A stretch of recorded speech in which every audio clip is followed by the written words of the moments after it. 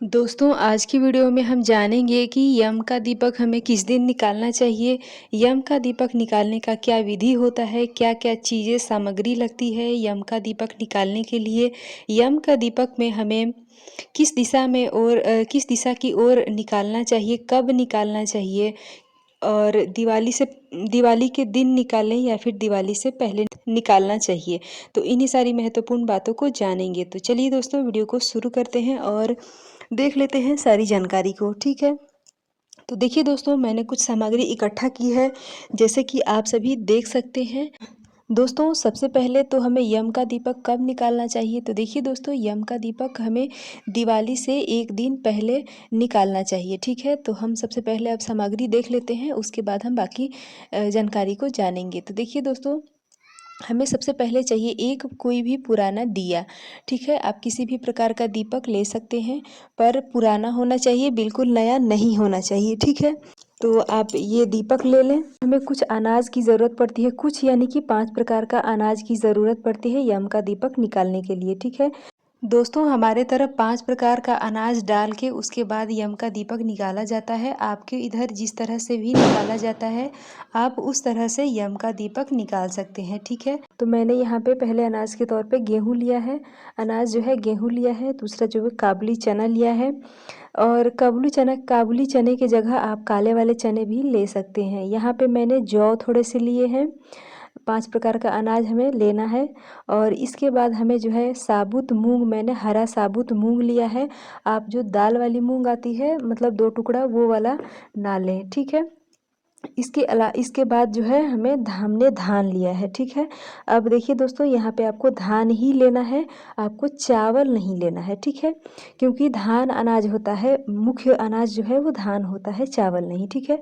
तो आपको चावल नहीं लेना है, आपको धान लेना है। इसके बाद हमें चाहिए एक लंबी बाती, ठीक है।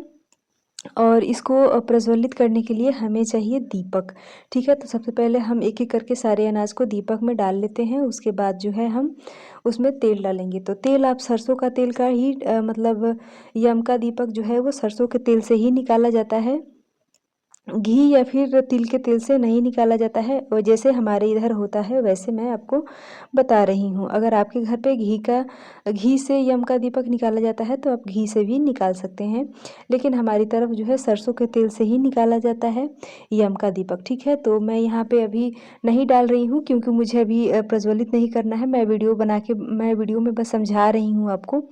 और इसको जो है इसी में भर देना है। और कब हमें निकालना है, तो देखिए दिवाली के मतलब एक दिन पहले, ठीक है। तो जैसे कि 31 अक्टूबर को हम दीपावली मनाएंगे, तो उससे एक दिन पहले यानी कि 30 अक्टूबर की रात में हम यम का दीपक निकालते हैं, ठीक है। तो रात में हमें कब निकालना है, तो देखिए दोस्तों रात में जब घर के सारे सदस्य खा पी लेते हैं, आप अच्छे से मतलब अब सोना है, ठीक है। तो उसी समय हमें याद से यम का दीपक निकालना चाहिए, ठीक है। तो आप इस तरह से तैयार करके रखें दिन से ही, और जब आपको निकालना हो आप निकालें। अब हमें इसको कहाँ रखना है निकाल के ले जाके, तो देखिए दोस्तों इसको अपने घर से थोड़ी दूरी पे रखा जाता है।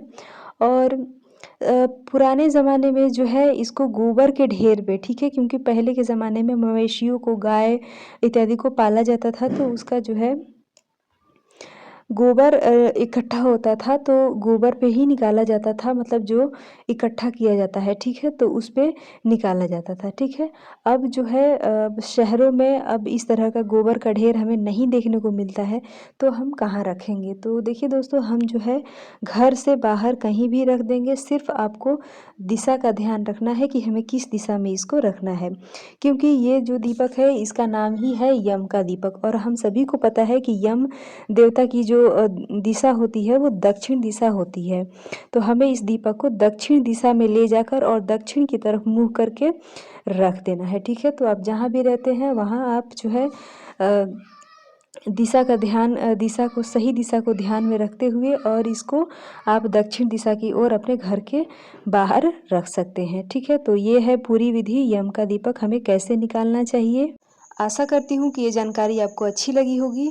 अगर ये वीडियो आपको पसंद आती है तो आप प्लीज़ मेरे चैनल को सब्सक्राइब करें और इस वीडियो को लाइक करें। वीडियो देखने के लिए थैंक यू सो मच।